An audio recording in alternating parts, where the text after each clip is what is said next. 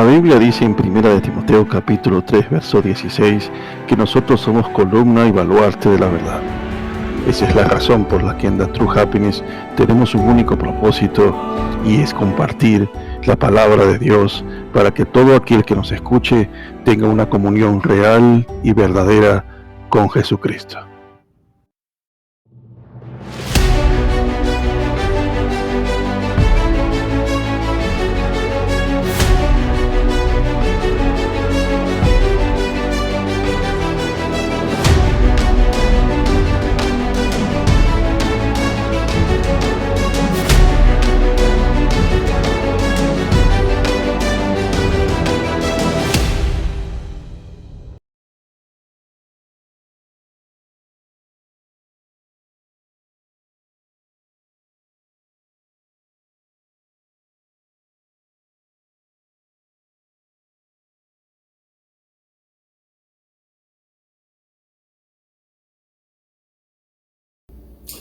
Hermanos, bienvenidos a Minutos de Griego Bíblico.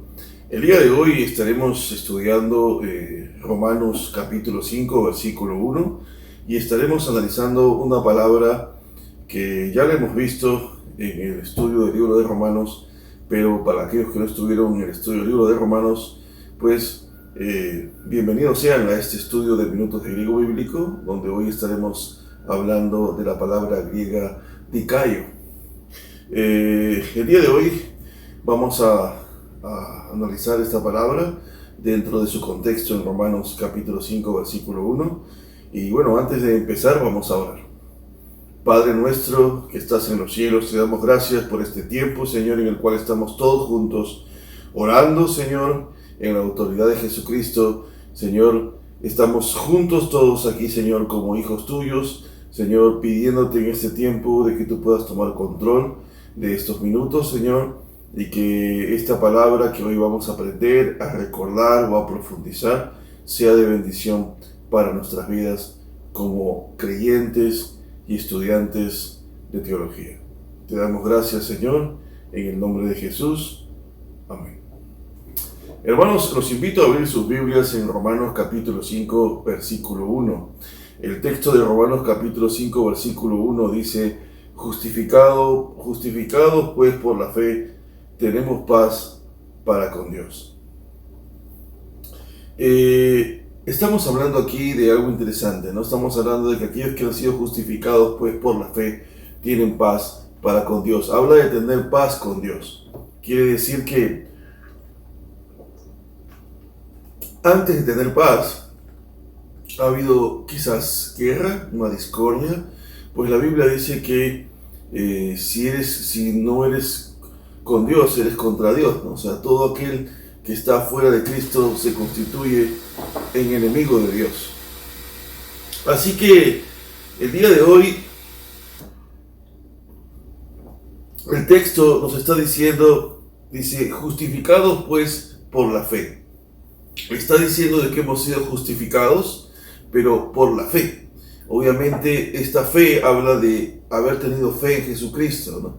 Y obviamente pues la palabra fe, que ya la hemos analizado en videos anteriores, está hablando de tener confianza en Jesús, porque creemos en lo que Dios ha dicho de Él y lo que Él ha dicho de Dios, ¿no? Tenemos confianza en todo lo que hemos escuchado acerca de Él, y por lo tanto al tener confianza en todo lo que hemos escuchado y oído, y creemos en lo que Jesús está diciendo es verdad, entonces, y lo que Dios ha dicho de Él es verdad, el Padre, al decir que Él es el Mesías, el Salvador, el Cristo, y que Él ha resucitado a los muertos, y creemos en que Él ha resucitado a los muertos, como dice Romanos también, en unos capítulos posteriores, en el capítulo 10, entonces, nosotros, al creer en Él y obedecer, ¿cuál es el siguiente paso a nosotros creer en Jesucristo?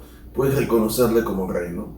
Reconocemos como Rey a Jesús, decidimos arrepentirnos de nuestros pecados, ¿no? Respuesta al llamado de Dios, nos arrepentimos de nuestros pecados, hay un cambio de mente, ¿verdad? Nosotros ya no miramos el pecado de la misma manera, sabemos que el pecado ofende a Dios y decidimos cambiar. Decidimos dar un giro de 180 grados, lo que en griego significaría metanoia, o sea, un giro de 180 grados, un cambio de mente, arrepentirnos y decidimos seguir a Jesucristo y obviamente caminar en piedad, ¿no? O sea, que significaría caminar bajo la ley de Dios. Todas estas cosas de las cuales ya hemos hablado son términos que ya hemos hablado. Fe, tener fe, ¿no? Caminar en justicia, piedad, que es estar en caminar en justicia, ser piadoso, caminar en obediencia a la ley de Dios. Hemos hablado de arrepentimiento, metanoia, hemos hablado de diferentes términos, ¿no? Que ya hemos venido diciendo a lo largo de minutos de griego bíblico y el estudio de las cartas verso a verso. Y bueno, dice que hemos sido justificados por medio de la fe.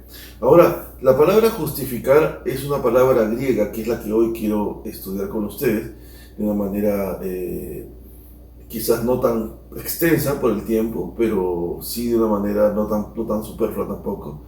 Es la palabra dikaio, ¿no? La palabra dikaio, que es la que ustedes pueden ver ahorita aquí en la pantalla, la palabra dikaio es una palabra griega que es legal, es de término legal, ¿no? Es declarar justo al culpable, o sea, es absolverlo de su culpa, ¿no? Te absuelvo de tu culpa, ¿no? Te perdono de tu culpa. Y esto es algo que quiero que podamos entender. La palabra dikaio implica eso, es saber de que hay alguien que es culpable, pero tú lo declaras inocente. Ahora, esto es una declaración, ¿no? El hecho de justificar a alguien no hace que el culpable deje de ser culpable. O sea, por el simple hecho que tú lo estás declarando inocente. O sea, es una declaración, es una declaración que cambia el estatus de la persona acusada, por decir así, ¿no? Pero no cambia la naturaleza del acusado. ¿No me dejo entender? Por ejemplo, podemos ver algunos ejemplos, ¿no? Como cuando dos personas van a casarse y el juez dice, los declaro marido y mujer, ¿no? En ese momento que el de juez está declarando los marido y mujer, el estatus de ellos cambia, ya no son solteros, son casados, pero su naturaleza interna sigue siendo la misma. O sea, el hecho que el juez declare que ambos están casados no hace que ellos cambien en su naturaleza interna. Eso es lo que pasa con la justificación. O sea, el hecho que Dios nos declare justos, no nos hace justos. El hecho que Dios nos declare inocentes, no nos hace inocentes. Seguimos siendo culpables. Solo que Dios, que es el Rey, Dios Todopoderoso, da una declaración y decreta que somos inocentes. Pero en realidad, en nuestra naturaleza, seguimos siendo pecadores y seguimos siendo culpables de quebrantar la ley. Esa es la razón por la cual luego viene ya el proceso de santificación, ¿no? Donde el Espíritu Santo va a ir trabajando con nosotros. Obviamente, como dice el libro de Tito, vamos a ser regenerados por medio de su Espíritu, pero vamos a entrar en todo ese proceso de la santificación, que es un proceso gradual, ¿no? Entonces, es importante entender lo que dikaio significa. Ahora, la pregunta es, la pregunta sería, ok, soy dikaio, soy justificado, pero ¿de qué soy culpable? ¿De qué soy culpable? ¿Por qué necesito ser justificado? ¿Por qué necesito ser declarado justo a pesar que soy culpable? ¿De qué? Pues voy a leer con ustedes algunos versículos que más o menos nos van a dar un poco más de luz acerca de esto. Si es que es la primera vez que tú estás escuchando esta palabra o nunca has escuchado el Evangelio, pues yo quiero que tú entiendas esto, ¿no? O sea, la Biblia dice que nosotros somos culpables. Y ahora voy a leer algunos versículos que nos van a dar más luz acerca de nuestra culpabilidad. En Romanos capítulo 3, versículos 9 al 18, el apóstol Pablo dice lo siguiente: ¿qué pues? ¿Somos nosotros mejores que ellos? Dice, en ninguna manera, pues ya hemos acusado a judíos y a gentiles que todos están bajo pecado, ¿no? Pablo, en el capítulo 3 del libro de Romanos, pues él va a demostrar de que el hecho de que los judíos hayan tenido la ley no los hace libres de pecado, siguen siendo culpables delante de Dios, al igual que los gentiles, ¿no? Y obviamente él está diciendo, de ninguna manera, pues ya hemos acusado a judíos y a gentiles que todos están bajo pecado. Y luego Pablo dice en el versículo 10, como está escrito, no hay justo ni aun uno, no hay quien entienda. O sea, Pablo está diciendo, de todos los seres humanos no hay justo ni uno, no hay ni uno que sea justo, que sea realmente digno de ser llamado justo, ¿no? Por sus propios méritos. No hay justo ni aun uno, no hay quien entienda, o sea, no hay quien pueda comprender la ley de Dios, no hay quien pueda comprender su santidad, no hay quien pueda comprender lo que Dios manda, no hay quien entienda, no hay quien busque a Dios, no hay persona que de su propio corazón tenga la necesidad de buscar a Dios. Dice, no hay quien busque a Dios, no hay. Todos se desviaron, dice, ¿no? A una se hicieron inútiles. No hay quien haga lo bueno, no hay ni siquiera uno. Sepulcro abierto es su garganta, ¿no? O sea, quiere decir que si sepulcro abierto es su garganta, quiere decir que dentro hay muerte, ¿no? Dice, ¿no? Con su lengua engañan, dice, ¿no? Veneno de áspides hay debajo de sus labios. Su boca está llena de maldición y de amargura. Sus pies se apresuran para derramar sangre. Quebranto y desventura hay en sus caminos. Y no conocieron camino de paz, porque no hay temor de Dios delante de sus ojos. O sea, Pablo está obviamente recordando un pasaje del Antiguo Testamento, pero a lo que voy es que Pablo está diciendo que no hay temor de Dios delante de los ojos de ninguno. O sea, nadie camina teniendo temor de Dios, lo que significaría reverencia, respeto a su ley, a sus mandamientos. No hay ninguno, dice Pablo, no hay ninguno, absolutamente ni uno que tenga temor de Jehová, temor de su ley.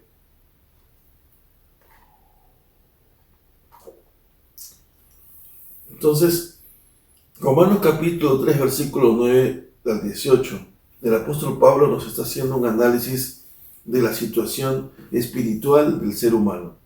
Nos está diciendo que no hay ninguno que haga lo bueno, no hay ninguno que sea justo, no hay ninguno que busque a Dios, que todos se han desviado de la ley, del camino, de la justicia, y que nadie tiene temor de la ley de Dios, ni reverencia ante Dios. Después que Pablo está diciendo eso, Pablo vuelve a decir algo parecido en Romanos capítulo 6, y dice, bien, todo esto, al desviarse, y al no dar en el centro, porque habíamos estudiado la palabra pecado en griego, ¿no? Que significaba errar al blanco. Y habíamos dicho que el blanco era la ley de Dios, los mandamientos de Dios. Entonces, al estar fuera de ese blanco, estás en pecado, porque estás fuera de su voluntad, fuera de su ley. Entonces, ese pecado es desviarse. Te estás desviando del camino de Dios, que es el camino de santidad, que es el camino de caminar en justicia, obedeciendo su ley, y nos desviamos del camino, eso es pecado. Y el desviarse del camino y el caminar en pecado, el no dar en el blanco, tiene un costo. Y según Dios, merece una paga. Y Romanos capítulo 6, verso 23 dice, porque la paga del pecado es la muerte. Y obviamente está hablando de una muerte espiritual, ¿no? Quizás a muchos de ustedes que me están escuchando o algunos estarán pensando, pero hay mucha gente que hace maldad y sigue vivo, vive 10, 20, continúan durante 20, 30 años haciendo maldad. Y es cierto, ¿no? Claro. Recuerden de que ningún pecado queda impune, ¿no? O sea, Dios va a confrontar a cada uno conforme a sus obras. Y obviamente va a llegar el momento en que cada una de las personas vamos a tener que dar cuentas a Dios de lo que hicimos bien, de lo que hicimos mal y de lo que no hicimos. Y conociendo su ley, no hicimos lo que Dios quería que hagamos. Pero aquí Pablo nos está diciendo que la paga de ese pecado es la muerte. O sea que si tú eres una persona que comete pecado y que quebranta la ley de Dios, simplemente lo único que te espera es una muerte espiritual. No, obviamente, empecemos por cómo experimentarías esa muerte espiritual en la tierra, ¿no? Obviamente, si eres creyente y estás viviendo en pecado, obviamente vas a contristar al Espíritu Santo y va a haber tristeza en tu corazón. Si realmente eres un hijo de Dios, un verdadero hijo de Dios y tu conversión es real, pues vas a ser reprendido por el Espíritu Santo y te vas a sentir mal. Pero si permaneces en pecado por mucho tiempo, pues vas a no solo contristar al Espíritu, sino que tú mismo te vas a sentir muerto espiritualmente. Y eso es siendo creyente, ¿no? Vas a experimentar ese vacío. Pero aún si nunca en tu vida has creído en Jesucristo, nunca le has recibido como tu Señor y Salvador, nunca has tomado la decisión de arrepentirte de tus pecados, nunca te has arrepentido, te has sentido culpable de tus pecados, que has ofendido a Dios, aún mucho más. Y no quiero ofenderte, no quiero decirlo como que yo soy quien te lo está diciendo, pero la Biblia en Efesios capítulo 2, el apóstol Pablo dice que estamos muertos en nuestros delitos y pecados. Así que lo más probable, 100% seguro, que si tú no tienes a Cristo en tu corazón y nunca te has arrepentido de tus pecados, porque nunca te has dado cuenta de que estás quebrantando la ley de Dios, pues quiero que sepas que estás muerto. Estás muerto espiritualmente. Y ese vacío espiritual que tienes necesita vida. Y ese espíritu, tu espíritu está diseñado para que Dios le dé vida.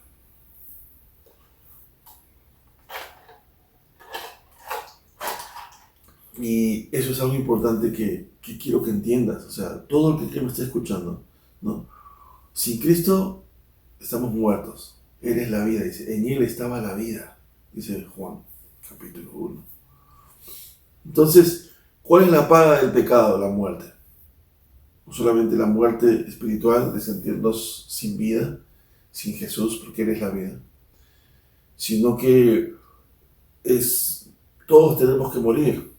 Cuando mueres, pues no tienes esa esperanza que vas a irte a la presencia de Dios, sino que la Biblia habla del infierno, ¿no? Lo único que queda para aquellos que han pecado siempre y no decidieron arrepentirse de sus pecados, y pues les queda el infierno. Ese infierno es la conocida como la muerte segunda, ¿no? O sea, mueres físicamente y vuelves a morir en el infierno, ¿no? La muerte segunda. Nosotros tenemos vida y luego tenemos vida eterna. ¿Por nuestros méritos? No. Simplemente porque hemos decidido en nuestro corazón arrepentirnos, pedir perdón por nuestros pecados, reconocer que Cristo es el Señor, que es el Mesías, que Dios lo resucitó de los muertos, y decidir en nuestro corazón seguirle. Otro versículo en 2 Corintios capítulo 5, versículo 21, que nos muestra el sustituto, ¿no? Que Jesucristo toma nuestro lugar. La Escritura dice en Romanos capítulo 3, el texto que acabamos de leer hace unos minutos atrás, de que toda la humanidad ha pecado y toda la humanidad está destituida de la gloria de Dios. Romanos capítulo 3, versículo 23 dice, por cuantos todos pecaron y están destituidos de la gloria de Dios. Nadie merece experimentar la gloria de Dios. Todos merecen la muerte, el infierno. Pero Dios envió a su Hijo Jesucristo, dice Juan 3:16, para que todo aquel que en él crea no se pierda, mas tenga vida eterna. Pero en 2 Corintios 5:21 dice, al que no cometió pecado alguno, o sea, Jesús no cometió pecado, por nosotros Dios lo trató como pecador, para que en él recibiéramos la justicia de Dios. O sea, Él se hizo pecado, Él tomó nuestro lugar en la cruz. Nosotros debimos haber muerto, pero Jesucristo decidió morir por nosotros y llevar todo el pecado del mundo en Él, para que nosotros seamos justificados por medio de Él. Él tomó nuestro lugar, Él se hizo culpable para que nosotros seamos absueltos de culpa, a pesar que somos culpables, a pesar que nuestra naturaleza no ha cambiado. En el momento que somos perdonados, tenemos que seguir siendo perfeccionados por medio de la palabra y nuestra comunión con Jesús. Día a día tenemos que ir madurando y alcanzando la mente de Cristo, pero en el momento que somos absueltos, justificados, seguimos teniendo una naturaleza pecaminosa, la cual tiene que ser transformada de forma progresiva. Pero a lo que voy es que Jesús tomó nuestro lugar. Y 2 Corintios 5:21 dice, al que no cometió pecado alguno, o sea Jesús, por nosotros Dios lo trató como pecador. Se hizo pecado por causa nuestra, para que en Él, o sea, por causa de Él, recibiéramos la justicia de Dios. O sea, Dios nos hiciera justos, ya que Él estaba pagando la deuda que nosotros teníamos. Pedro, primera de Pedro, capítulo 2, verso 24, el apóstol Pedro dice, quien llevó en Él mismo nuestros pecados, o sea, Jesucristo llevó en Él nuestros pecados, en su cuerpo sobre el madero, para que nosotros, estando muertos a los pecados, vivamos a la justicia, y por cuya herida fuisteis sanados. Gracias a que Jesús murió por nosotros en la cruz, nosotros también fuimos muertos al pecado, y ahora vivimos a la justicia. Vivimos para servir a la ley de Dios, vivimos para caminar en sus mandamientos. Primera de Pedro, capítulo 3, verso 18, dice, porque también Cristo padeció una sola vez por los pecados, una sola vez. El justo por los injustos, Él que ocupó nuestro lugar, justo por los injustos, para llevarnos a Dios, siendo la verdad muerto en la carne, pero vivificado en el Espíritu. Isaías 53:5 dice, mas Él, o sea Cristo, herido fue por nuestras rebeliones, molido por nuestros pecados, y el castigo de nuestra paz fue sobre Él, y por su llaga fuimos nosotros curados. Hermanos y amigos, esto es importante que puedan entender. La Biblia dice que hemos sido justificados por causa de Cristo, gracias a que Él entregó su vida por nosotros. Y la Biblia dice que gracias a que Él entregó su vida por nosotros, hubieron consecuencias de su muerte y su resurrección. Primero, que Él pagó la culpa nuestra al morir, pero al resucitar Él demostró que es Dios, y obviamente ahora está sentado a la diestra del Padre, pero todo eso ha traído consecuencias. Tú y yo podemos acceder a la misma presencia de Dios, al lugar santísimo que antes estaba prohibido para todo ser humano y que solamente podía entrar el sumo sacerdote. El libro de Hebreos dice que Jesús ahora es nuestro sumo sacerdote y que gracias a Él nosotros podemos no solo ser perdonados por Dios, sino que podemos entrar a la presencia de Dios directamente a través de Jesús. Porque has sido justificado. ¿Por qué fuiste justificado? Porque fuiste absuelto de tus pecados y que fuiste declarado inocente a pesar de ser culpable. Porque Jesucristo tomó tu lugar en la cruz, para que la paga del pecado sea sobre Él, mas no sobre ti. Y antes que caminabas en pecado, ahora caminas en justicia. Y debemos valorar eso y darle gracias a Dios. Vamos a orar y los dejo con esta nueva palabra en griego para que podamos nosotros reflexionar y valorar lo que Dios ha hecho con nosotros al justificarnos. Palabra de hoy, justificados, Dicayo. Dios los bendiga. Vamos a orar. Padre nuestro que estás en los cielos, te damos gracias por este tiempo. Oro por cada uno de los hermanos, amigos y amigas que nos han estado viendo. Que esta palabra sea de bendición para cada uno de nosotros, Señor. Te lo pedimos en el nombre de Jesucristo. Amén. Hermanos, el Señor los bendiga. Les envío un fuerte abrazo. Y nos vemos el día viernes en en estudio bíblico verso a verso en el libro de Primera de Juan. Que Dios los bendiga y hasta la próxima.